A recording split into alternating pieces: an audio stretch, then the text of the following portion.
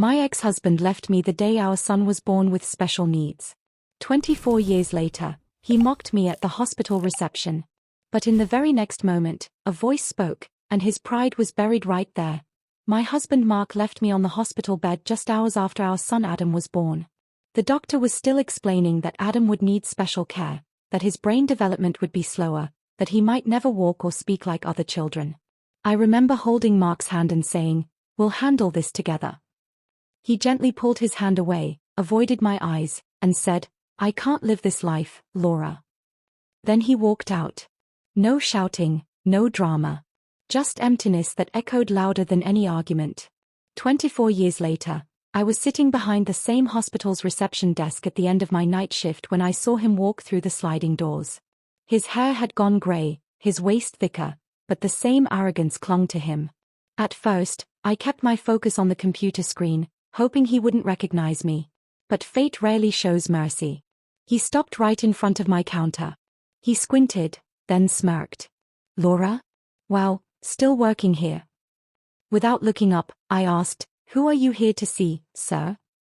He leaned on the counter, invading my space like he used to. "Still cold, here? What was your kid's name again? Adam? Is he even alive? Or?" He chuckled as if he'd delivered a clever joke. Something old and painful flared inside my chest. Years of exhaustion came rushing back. The double shifts, the grocery store job during the day, hospital nights afterward. Rent notices taped to the door. Therapy bills stacked on the kitchen table. Insurance companies arguing over coverage. Teachers gently suggesting Adam didn't fit in. Strangers offering pity disguised as kindness. And now this man, who had walked away, stood mocking the child he abandoned. I was about to respond when a calm, confident voice came from behind me. "Everything okay, Mom?" Mark straightened. I turned around and saw Adam walking toward us in a white coat, a stethoscope hanging around his neck. 2 nurses and a nervous-looking intern followed him. He was tall now, shoulders squared, moving with quiet assurance, nothing like the fragile infant doctors once labeled as having limited prospects. Mark blinked in disbelief. Who is that?" Adam stepped beside me, gave me a quick reassuring smile, then extended his hand to Mark. "Dr. Adam Collins, Neurology Department. Are you a patient, or are you looking for someone?" Mark stared, words stuck in his throat. You're a doctor." Adam shrugged lightly. "Took some time, but yeah." Then he turned back to me. "You heading home, or should I drive you?" Emotion clogged my throat. I simply nodded. Mark stood frozen, then suddenly blurted, "Adam, I'm your father." Adam studied him for a few seconds, like he was scanning an old file he barely remembered. "Oh, okay." No anger. No emotion. Just acknowledgement. "I'm late for a surgical consult. Have a good day." And he walked away. Conversation over. Mark looked at me, searching for something. Blame, forgiveness, explanation. "Why didn't you tell me that he turned out like this?" I met his eyes for the first time that night. "When did you ever ask?" He had no answer. On the drive home, Adam drove quietly through the glowing city streets. Reflections from traffic lights slid across the windshield while memories filled my mind. Nights spent crying over unpaid therapy sessions. The phone calls from school about behavior issues. The first time Adam spoke a full sentence at age 7, and I'd sat in the parking lot sobbing with relief.